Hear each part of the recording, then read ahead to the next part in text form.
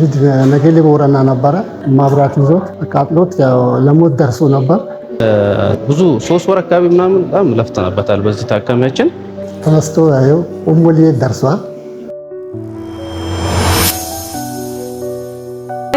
ፕላስቲክ ዋርድ ነው የምሰራው። ስሜ አብዱልከሪም ነኝ። ከዛ ነርስ ነኝ እና ታካሚያችን ስናወራ ደግሞ ብዙ 3 ወር አካባቢ ምናምን በጣም ለፍተንበታል። በዚህ ታካሚያችን እና በየቀኑ ዊንድ ኬር ምናምን እየሰጠን ስቲል ስንሰራለት ነበረ።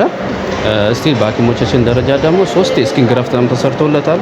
አሁን ደግሞ 3ኛ ደረጃ ስኪን ግራፍት ተሰርቶለት ያለ እና ደግሞ ለወደፊት ደግሞ ያው ተሽሎት ሊወጣ ፕላን ይዘናል። ፈቃደኛ ስለሆኑ እናመሰግናለን። ስሞትንና ኬት አካባቢ እዚህ ደግሞ ፕላስቲክ ሰርጀሪ የተገኙበትን ምክንያት ይንገሩ።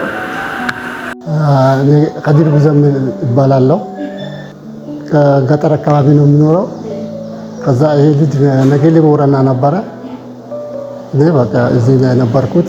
ከዛ ማብራት ይዞት አቃጥሎት ለሞት ደርሶ ነበር። ከዛ በሪፈር ወደ ሐዋሳ ተብሎ ተጻፈ። ከነገሌ ቦረና ሲጻፍ ወደዚህ ይዞት መጡ፣ ወራቤ ማለት ነው። እኔም መንገድ ላይ ሐዋሳ ልናስገባው ነው ብሎኝ ወደ አላባ ደርሼ ነበር። አይ ተመልሰና ወደ ወራቤ የመጣን ነው፣ ወደ ወራቤ ተመለስ አሉ። ተመልሼ እዚህ ደረስኩ። በቃ በመኪናው ገብቼ ወደ ኢመርጀንሲ እዛ ደረስና እዚህ ተቀበሉን። አዩ ከየት ነው ምናምን ከየት ነው የመጣ ከዚህ እንዴት ዜና ክል ቦታ ጠረፍ አቋርጣችሁ መጣችሁ እዛ ሐኪም የለም ምናምን አሉ። አይ በቃ እንደዚህ ነው። በቃ ተቀብሎ እንክብካቤ ያደረጉለት ግሉኮስ ምናምን ያደረጉና ከዛ ወዳውም ትላልቆቹም ዶክተሮቹም ሁሉም መጥተው አዩትና ይታጠባሉ። ታጠበ የሆነ ነገር ቀብቶ አሸጉት። ዝም ብሎ ነበረ ከዛ የመጣው እንደተቃጠለ። በቃ በየቀኑ እየታጠበ ክትትል ያደረጉለት እየታጠበ ብዙ እያለ ፊቱ ሁሉ ከንፈሩ እንዳለ ተቃጥሎ ነበር። ምግብ ራሱ እንትን አይጎርስም። ፈሳሽ ነገር እየሰጡ ምን እያሉ እንክብካቤ ናክል ደርሰዋል። ቆዳውን ከጥሩ ቦታ አንስቶ የለጣጠፉ ምን እያሉ ሲመጣ የነበረበት ሁኔታ በጣም አስጊ ደረጃ ላይ ነበርና በሕክምና ቃል ደግሞ 3 ዲግሪ በርን ነበር የመጣው እና ሙሉ ስኪን በርን ነው የነበረው እና ደግሞ አሁን ያለበት ሁኔታ አሁን ተነስቶ ኡሙሊዬ ደርሷል።